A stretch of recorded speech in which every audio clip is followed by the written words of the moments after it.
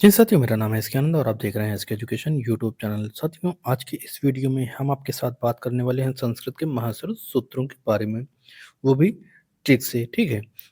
और यह paper first और सेकंड दोनों के लिए, जैसा कि आप सब जानते हैं, उपयोगी होता है। महसूस सूत्र चाहे आपका पेपर फर्स्ट हो, कहीं पर भी यूपी टेट का हो, चाहे बी टेट का हो, चाहे एमपी टेट हो, चाहे यूके टेट हो, मतलब कहीं का टेट या सी टेट हो। सी टेट में तो ऐसे जल्दी नहीं पहुंचते, लेकिन आपका टेट सुपर टेट में हर जगह महसूस सूत्र पूछे जाते हैं, ठीक है। तो महसूस सूत्रों के बारे में हम डिटेल से बात करेंगे। पहले हम ऐसे ही देखेंगे कि नॉर्मल क्या होते हैं, उसके बाद हम इसी वीडियो में ट्रिक के द्वारा भी सीखेंगे। और आपका प्रैक्टिस सेशन भी इसी में है, लगभग 5 से 10 प्रश्न प्रैक्टिस सेट के लिए रखे गए हैं। तो वीडियो में लास्ट तक रहेंगे, और वीडियो पसंद आए तो इसको लाइक और अपने फ्रेंड सर्कल में शेयर जरूर करेंगे। और जो लोग चैनल पर पहली बार हैं, तो सभी लोग कृपया चैनल को जरूर सब्सक्राइब कर लें। इस चैनल पर टीचिंग संबंधी सभी प्रकार के शिक्षण सामग्री उपलब्ध रहती है। तो चलिए वीडियो में बढ़ते आगे और देखते हैं महेश्वर सूत्र।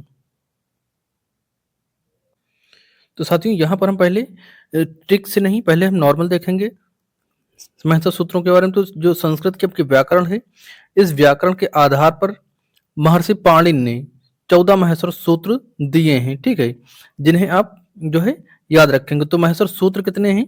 14 महेश्वर सूत्र हैं। कितने हैं? 14 महेश्वर सूत्र हैं। किसने दिया? महर्षि पाणिनि ने बताए हैं, ठीक है। तो यहाँ पर पहला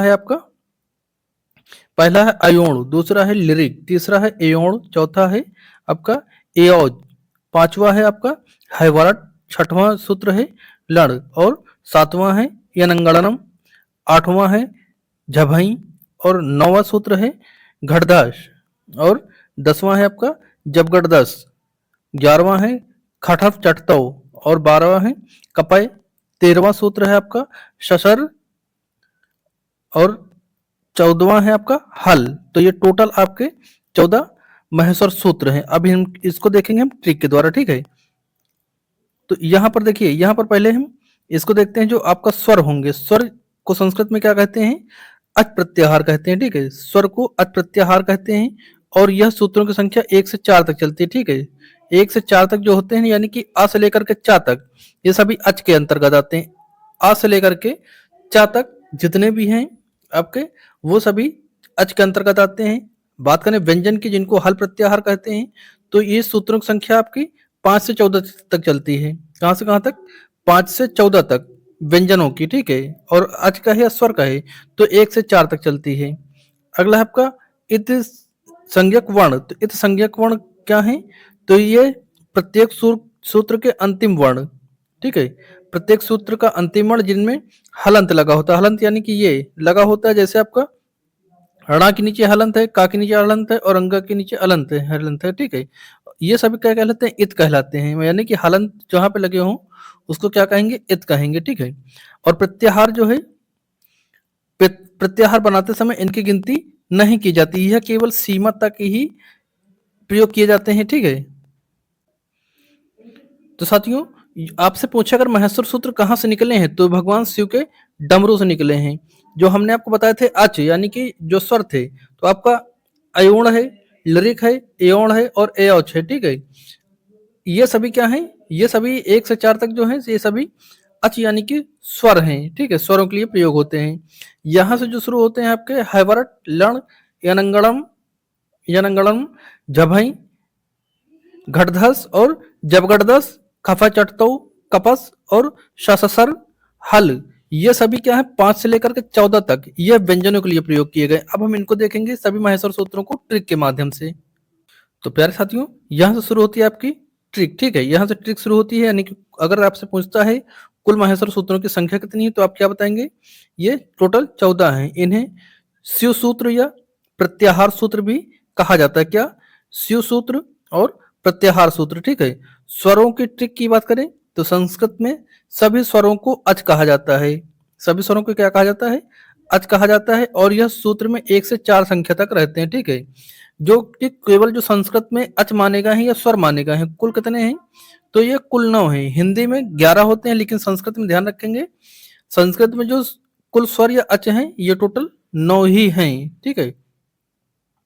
ट्रिक से याद करेंगे तो आ से शुरू होकर आ चा पर खत्म हो जाएगा, ठीक है। यानी कि आ से शुरू होगा और चा पर खत्म होगा, यानी कि अच, इसलिए अच कहा गया है, स्वरों को अच कहा गया है। ठीक है, यानी कि आ से शुरू और चा पर खत्म होंगे ये जाके, और ये सभी क्या हैं, ये स्वर हैं। ये कितने से कितने तक, तो 1 से लेकर के 4 तक रहते हैं, ठीक है, 1 से 4 तक।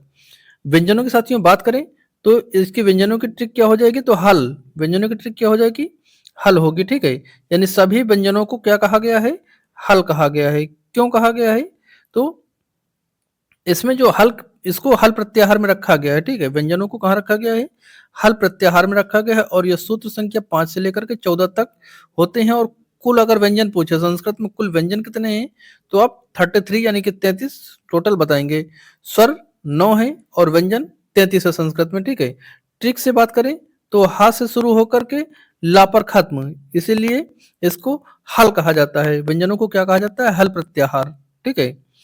अगला है आपका अंतस्थ और ऊष्म की ट्रिक। अगर अंतस्थ व्यंजन पूछे या ऊष्म व्यंजन पूछे संस्कृत में, ठीक है, तो आप क्या बताएंगे। अंतस्थ या ऊष्म पूछे तो यण बताएंगे। यण प्रत्याहार में इनको रखा गया है, यानी कि यारा लावा, ठीक है।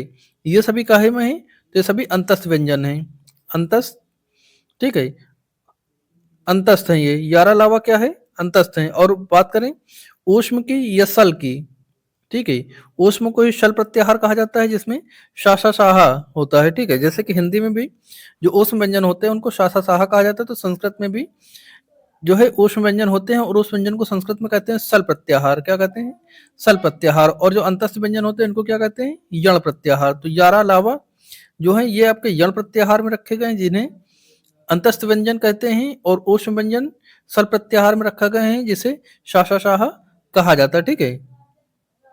अब यहाँ से चलिए हम छोटा सा टेस्ट आपके लिए रखे हैं, बस मुश्किल से 5 क्वेश्चन है, आप इनको बताने की कोशिश कीजिएगा।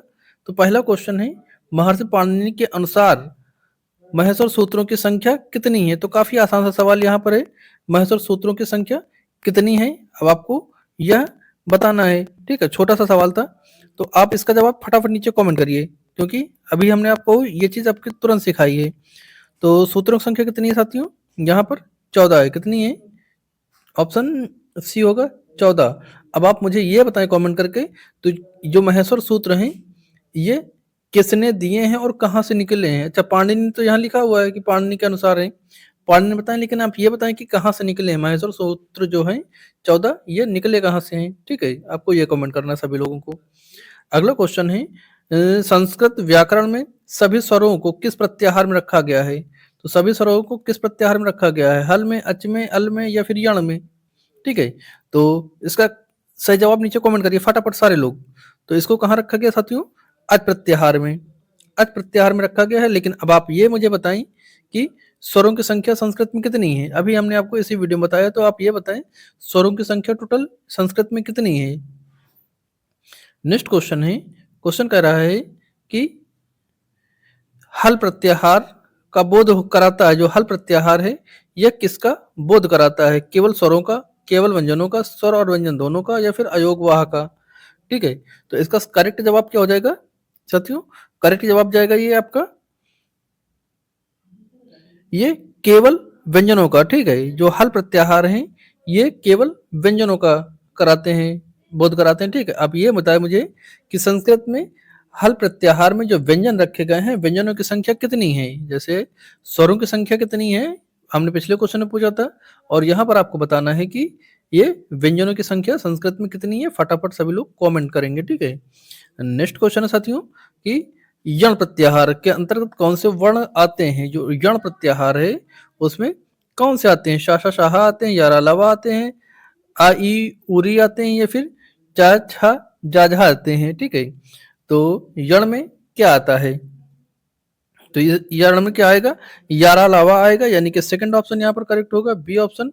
इसको क्या कहा जाता है, तो इसको अंतस्थ व्यंजन कहा जाता है, ठीक है। यह हिंदी और संस्कृत दोनों में सेम होते हैं, ठीक है। तो यण प्रत्याहार में यारा लावा या अंतस्थ व्यंजन को रखा गया है, ठीक है। अंतस्थ व्यंजन को कहाँ रखा गया है, यण प्रत्याहार में, ठीक है।